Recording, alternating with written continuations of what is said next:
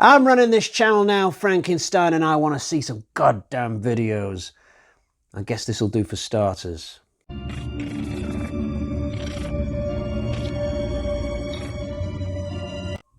Hi guys, so this was George Romero's third zombie film that he did, and in truth, he was on a little bit of a hiding to nothing with this one, coming so soon after the brilliant Dawn of the Dead from 1978, and I say that for two reasons. Firstly, this film is set almost entirely in a series of interconnected underground caves that are just grey, dark, more than a little boring. They feel cold. Honestly, I'm watching this film and I'm just dying for the characters to escape as soon as they possibly can, whereas I watch the shopping mall in Dawn of the Dead and I just want the characters to barricade the place as good as they can because I never want them to leave.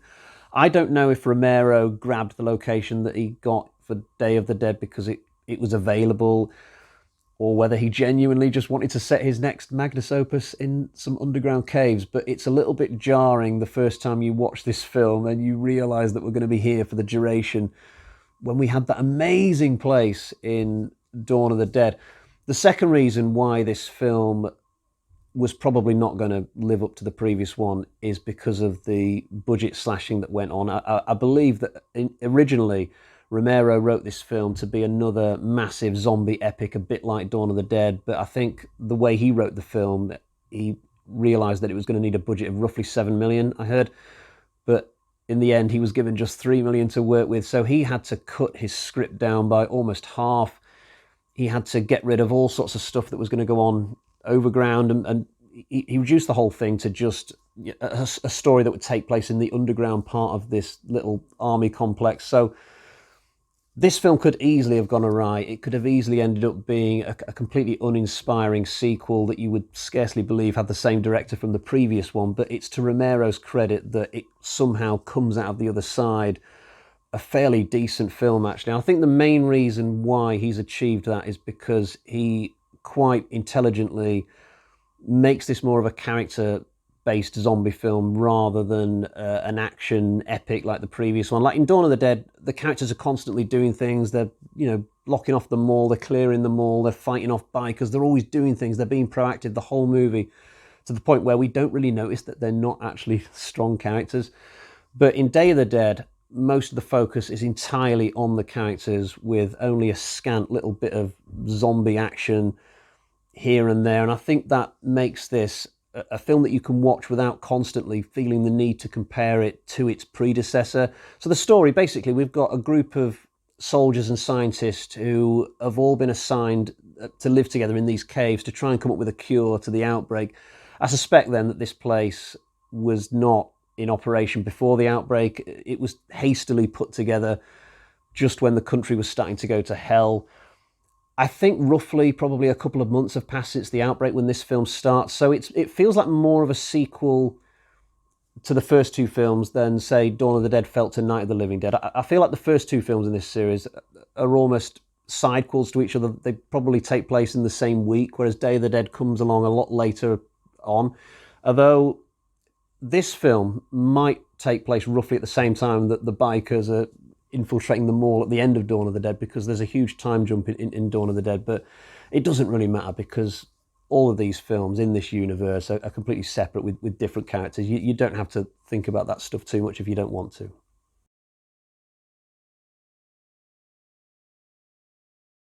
The main characters in this, though, are superb, as they had to be for the type of movie that Romero was going for.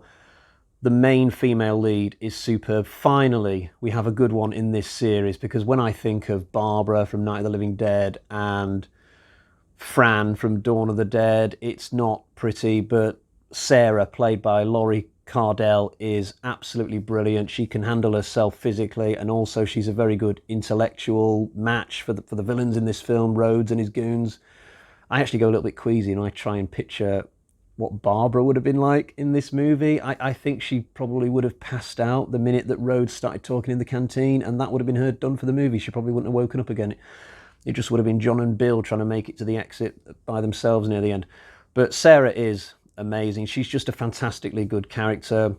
I'm not that convinced about her supposed relationship with Miguel. Now, it's not actually obvious when you watch this film that they are a couple or they have been a couple. I had to go on Wiki to sort of satisfy myself that, yes, definitely before this film begins, they were having some kind of fling, but it's not hugely convincing. I mean, credit to Romero for finally putting in a good female lead in this film, but he still can't do relationships, seemingly. Okay, the teenage couple in Night of the Living Dead, I guess they were all right, even though they're not on screen for very long.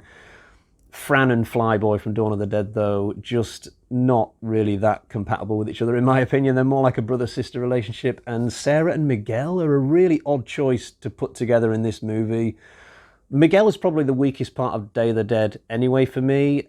I just find some of his choices in this film to be absolutely baffling. So he's like the Roger of this film, if you like. He's having a bit of a mental breakdown. He's absolutely terrified of the zombies. But it's just weird, therefore, that, okay, so he's the only person in this underground bunker who's getting some action. Sorry to be crude, but he's the only person with, a woman to give him some comfort. The others don't have that, and yet he's the one guy who's having a breakdown. Isn't that a little bit odd? Also, the way that he dies at the end, so he goes up onto this platform and lures the zombies into the compound, and then he allows himself to be eaten, but I find that bizarre as well. I mean, if you're really terrified of being eaten by zombies, why would you then commit suicide in that same manner? It's really strange. It's like if my big fear in life was of falling off the Eiffel Tower and I kept having nightmares about it.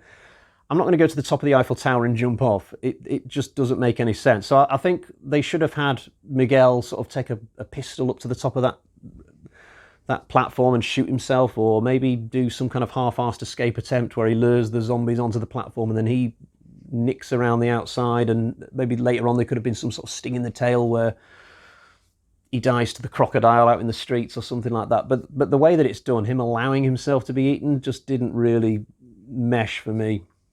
Rhodes is a brilliant villain. I don't need to linger too long on Rhodes because he's a famous villain in the horror world. He's brilliantly played by Joseph Pilato. Some of the speeches and stuff he comes out with is just absolutely amazing.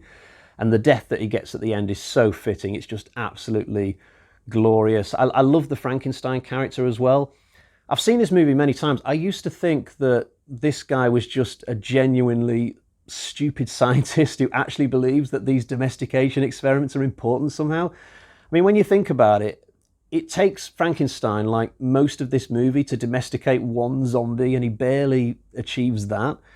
So what use is that when there's like millions of zombies outside the gates? It would take Frankenstein thousands of lifetimes to domesticate all the zombies in America. So it's just not a practical means to getting these people out of this situation. The only way you're going to cure the outbreak is with some kind of chemical agent that you can drop on the whole population, or some kind of, like what you get in Resident Evil, the final chapter at the end of that film. But Frankenstein doesn't have any kind of chemical lab to come up with something like that. He's got no staff with him or the means to create some kind of vaccine or anything like that. And the other characters should know this. They should know that all this domestication stuff is just a complete dead end. So, yeah, I used to think that Frankenstein was very, very silly for pressing ahead with this stuff. But on this rewatch, I actually thought to myself for the first time, actually, that maybe Frankenstein is trolling the soldiers with this stuff, and that he actually knows deep down that it's all a load of baloney, because when he's talking to Rhodes, he does these little smiles, like, you just see it on his face, and I thought to myself, is he actually just trolling Rhodes, and he knows full well that it's bullshit what he's doing? So I like that about the character. It just gives him a little bit more depth, maybe. So yeah, I'm a massive fan of Frankenstein, not just the Peter Cushing version, but also this one in Day of the Dead.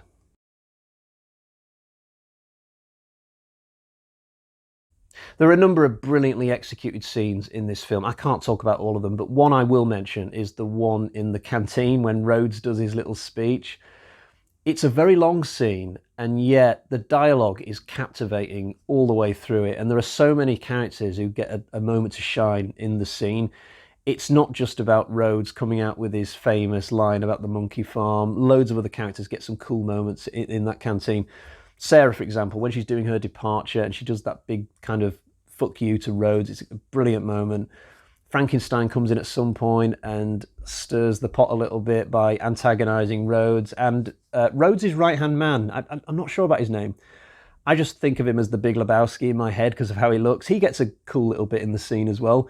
There should have been a bit in this movie where that character goes up topside and just starts whacking the helicopter with a baseball bat and going, You see, Sarah, this is what happens when you fuck authority in the ass. And just carry on whacking it. Sorry, if you've never seen The Big Lebowski, you'll have no idea what I'm on about.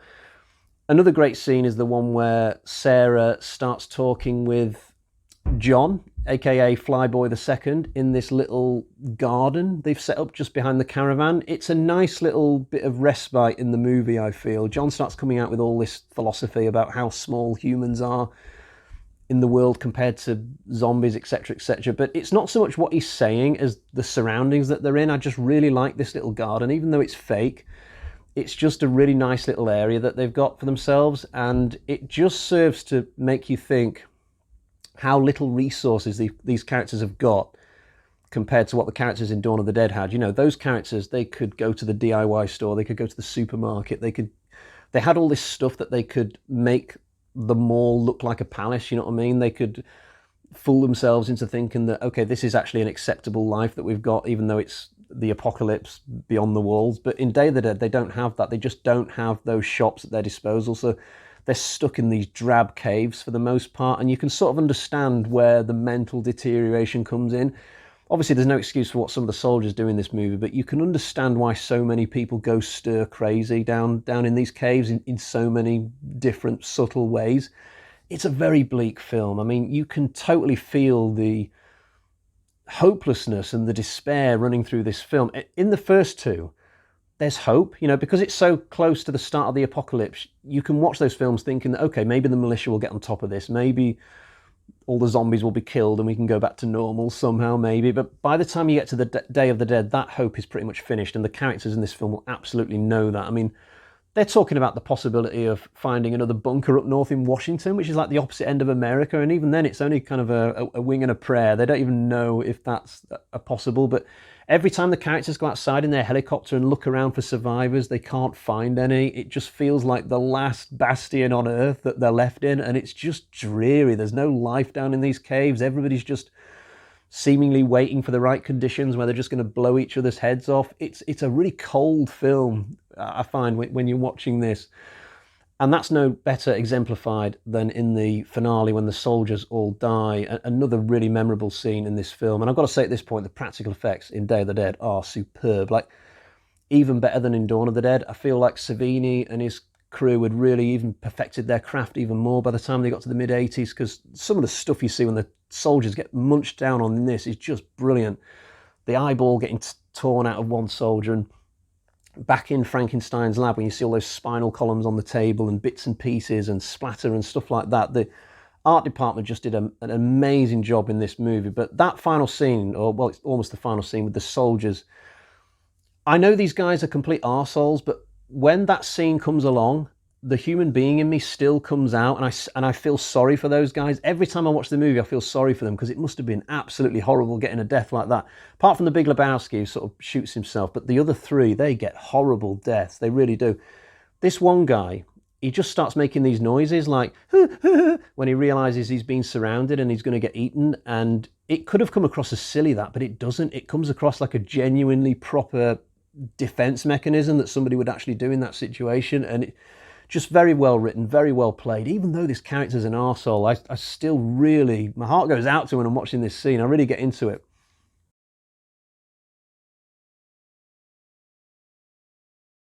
The only thing I don't get about the scene where the soldiers die, okay, so the platform comes down with Miguel on it. He's in the process of being eaten, and the zombies are all on there, obviously. Now, the soldiers can clearly see what's coming. They've got a clear head start over the zombies to get back to the living area, and yet somehow we cut back to them a couple of minutes later, and somehow the zombies have got the soldiers surrounded, and I don't really get that. They've completely thrown away their advantage, and I don't quite get how they managed to cock that up, unless the cave system is kind of confusing and they just got lost somehow. Because only the Big Lebowski makes it back to the living area out of the three that get stranded. Two of them just make a complete pig's ear of it. What they should have done, really, once they saw Rhodes drive away on his little golf buggy thing, they should have just all stuck together, all three of them, and just followed the direction of the golf buggy, like in a perfect straight line somehow. But I don't know. I guess in the panic, they just went off in different directions and just completely messed it up. But the geography of the caves and how the soldiers get killed always bugs me for at least a second when I'm watching this film, and then I kind of forget about it and move on. But anyway, I'll quickly show you my version of this film before we get on and do my score. Here is my DVD copy of Day of the Dead. I like the artwork for this, and I like the slipcover for some reason. Now, normally, whenever I get any kind of physical release, I always just throw the slipcover in the bin. For some reason, I haven't followed that rule for Day of the Dead, and I don't really know why. The only thing I can think of is that I used to kind of covet this film a little bit. Back when I used to shop for physical releases in the town centre, I've got this vague memory of looking at this film on the shelf and thinking, oh, I'm going to have to get that. That looks really cool. 2-disc edition of Day of the Dead. Yeah, I'll get that next week or next month, whenever I'm back in town and I've got the money. And I think I kind of put it off for quite a long time somehow. So I used to see this a lot without actually owning it. And now that I've picked it up in later life, I don't know, it's like a little symbolic memory of me shopping for DVDs back in the noughties somehow. That's the only explanation I can give as to why I'm unwilling to throw the slipcover away. But anyway, the picture quality of this film is really strong. Like, I don't feel like I need to upgrade this copy. When I was watching my Dawn of the Dead DVD the other week, I think I said in my review that I put it on and thought, ooh, this badly needs an upgrade to Blu-ray or 4K. I don't feel that way with this one. This is, on a technical level, this is a really good copy of the film. I'm happy with this. And special features are really good. There's a commentary track with the special effects team, including Greg Nicotero, Howard Berger, Everett Burrell, and Mike Deek. I'm only familiar with Greg Nicotero out of those names because he went to be on The Walking Dead. I'm not actually sure what he does on The Walking Dead. Is he like the producer or something? But it's pretty cool that he started out working on Day of the Dead and he ended up on The Walking Dead. There's also a documentary on disc 2 of this called The Many Days of the Dead, a 39-minute documentary. I've seen that. It's really cool. I've not seen the commentary track, though. And there's a few other bits and pieces, behind the scenes, filmographies, photo galleries, theatrical trailers, etc., etc. It's a good little package, this one. Right, let's get to my score. So we've got 1, 2, 3, 4 bloody axes out of 5. That matches the score that I gave to Night of the Living Dead. It doesn't quite add up to the masterpiece score of 5 out of 5 that I gave Dawn of the Dead, but that is, for me, one of the best horror films of all time. Day of the Dead does a very good job of following up that film, given what it was up against. So there we have it. I'll be back soon to do Land of the Dead. Until next time, cheerio, bye-bye.